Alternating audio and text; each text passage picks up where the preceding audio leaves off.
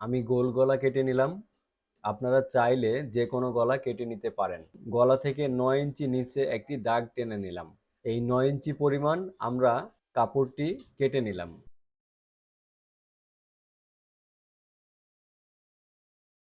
এখন আমরা সেলাই করে দেখাবো। প্রথমেই ৩ ইঞ্চি পরিমাণ একটি কাপড় কেটে নিলাম। কাপড়টি ২ মাথায় সেলাই করে নিলাম। এখন কাপড়টি নিচে রেখে আমরা সম্পূর্ণ সেলাই দিয়ে কাপড়টি লাগিয়ে নিলাম।